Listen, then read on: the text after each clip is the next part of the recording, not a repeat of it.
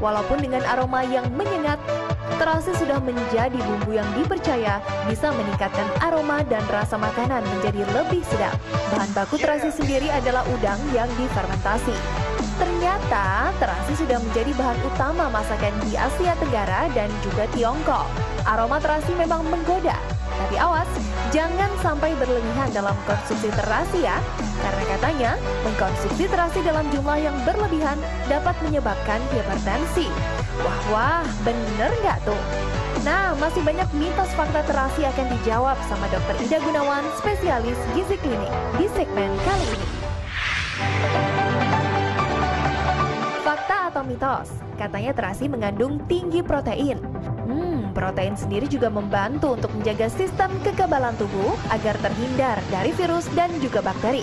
Tapi bener nggak ya? Ya, ini adalah fakta. Lah, kok bisa seperti itu? Tadi sudah saya jelaskan bahwa dalam kandungan terasi, kalau itu memang dibuat secara alami, secara asli ya, itu hanya mengandung ikan maupun dari udang yang segar. Bukan ikan ataupun udang yang sudah busuk. Nah, dalam udang maupun dalam ikan sangat kaya akan protein. Oleh karena itu, tidak heran kalau terasi kaya akan protein. Osteoporosis merupakan kondisi saat kepadatan tulang mulai menurun. Di Indonesia sendiri, wanita lebih rentan terkena penyakit ini. Melakukan olahraga rutin dan juga mengkonsumsi makanan yang tinggi kalsium seperti tahu, tempe, dan juga kacang-kacangan menjadi salah satu cara agar terhindar dari osteoporosis. Lalu bagaimana ya dengan terasi? Karena katanya konsumsi terasi juga dapat mencegah osteoporosis. Itu fakta atau mitos ya? Ini adalah mitos. Kenapa mitos? Karena di dalam terasi kandungan kalsium tidak sebanyak kandungan kalsium yang ada pada ikan teri basah. Kenapa? Karena umumnya terasi hanya mengambil bentuk dari udang rebon ataupun ikan ya, meskipun tidak terlalu banyak tulang yang masuk ke dalamnya. Oleh karena itu, dalam terasi kandungan kalsiumnya tidak setinggi yang ada di dalam ikan yang segar. Jadi tidak bisa digunakan sebagai bahan makanan sumber. Apalagi terasi hanya digunakan sebatas bumbu. Jika kita ingin mencegah osteoporosis, pastinya kita harus makan sebagai bahan makanan sumber. Nah, ada lagi nih, kalau katanya konsumsi terasi dapat membantu pembentukan darah dalam tubuh loh. Wah, bener nggak tuh? Yuk, tanya sama Dokter Ida. Ya, ini adalah mitos. Ya, kenapa? Karena terasi itu kaya akan protein. Di dalamnya, jika kita membuat terasi yang asli, dia terbuat dari udang ataupun ikan yang segar. Nah, udang ataupun ikan kaya akan protein. Agar janin tumbuh dengan sehat, ibu hamil harus mengkonsumsi makanan sehat seperti buah dan sayuran ya. Menghindari makanan yang dapat mengganggu kesehatan janin tentu menjadi hal yang harus dilakukan. Lalu bagaimana dengan terasi? Karena katanya ibu hamil tidak boleh mengkonsumsi terasi loh. Fakta atau mitos ya? Ini adalah mitos. Kenapa? Ibu hamil masih boleh mengkonsumsi terasi namun dalam jumlah yang tidak berlebihan, hanya sebatas bumbu masakan. Dan harus diingat bahwa terasinya harus berasal dari bahan makanan alami.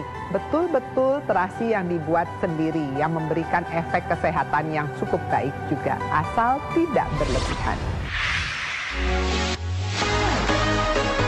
Tersusun dari miliaran sel saraf yang terhubung satu sama lain, otak berfungsi untuk mempengaruhi sistem kerja organ tubuh manusia.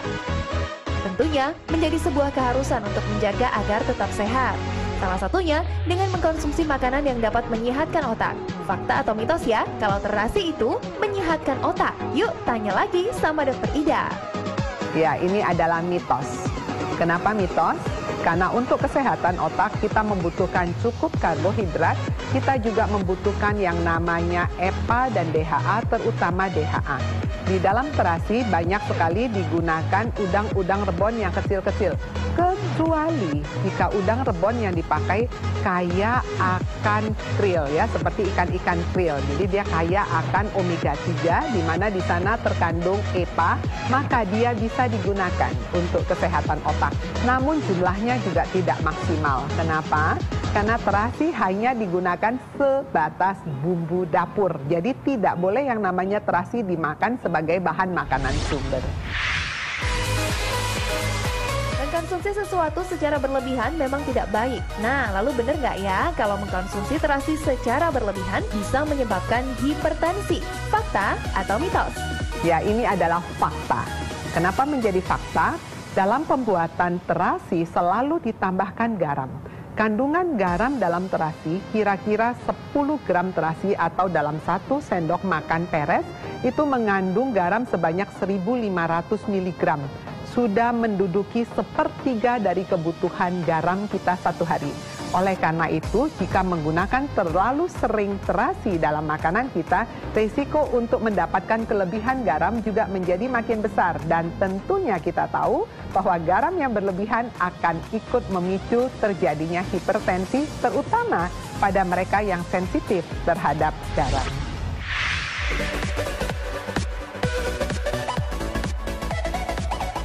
Fakta atau mitos nih ya kalau katanya terasi dapat memicu kanker. Serem juga nih kalau fakta. Lebih baik tanya dulu sama dokter Ida. Ini adalah mitos. Kenapa bisa menjadi mitos? Karena terasi seharusnya dibuat dengan cara yang alami tanpa ditambahkan bahan-bahan pengawet maupun bahan pewarna. Namun, terasi bisa ikut memicu kanker jika sering sekali terasi yang dijual di pasar itu warnanya menjadi warna merah terang maupun merah yang sangat gelap atau merah mengkilap. Sering sekali ditambahkan zat pewarna maupun zat pengawet yang dikenal sebagai nitrosamin. Dan nitrosamin jika penggunaan jangka panjang terus-menerus apalagi dalam jumlah yang besar bisa menjadi salah satu faktor risiko untuk memicu terjadinya kanker. Supaya dalam mengkonsumsi terasi tetap mendapatkan manfaatnya, yuk simak dulu tips berikut ini. Bagaimana tips untuk mengkonsumsi terasi? Yang pertama, perhatikan pada waktu kita memilih terasi. Pilihlah terasi yang warnanya tidak terlalu merah karena sering sekali terasi yang berwarna merah itu ditambahkan dengan pengawet yang dikenal sebagai nitrosamin. Dan penggunaan nitrosamin dalam jumlah yang berlebihan bisa meningkatkan risiko untuk terjadinya kanker. Yang kedua, jangan lupa gunakan terasi hanya sebatas bumbu dapur. Jangan digunakan sebagai saus makanan, jadi hanya sebagai makanan penyedap tambahan. Berapa banyak yang boleh digunakan terasi dalam satu hari?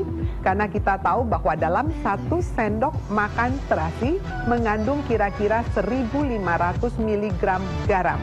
Padahal konsumsi satu hari garam hanya sekitar 5.000 mg. Oleh karena itu, terasi sudah mengambil porsi sebanyak 1/3 sendok teh peres garam.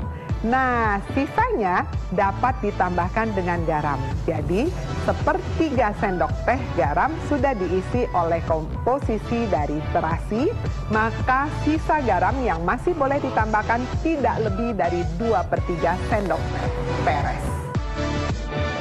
Nah, bagaimana? Sudah jelaskan ya informasi tentang terasi? Ingat, jangan jadikan terasi sebagai sumber pangan utama, tetapi hanya sebagai bahan tambahan saja supaya tetap sehat, selalu jaga kebersihan ya pemirsa.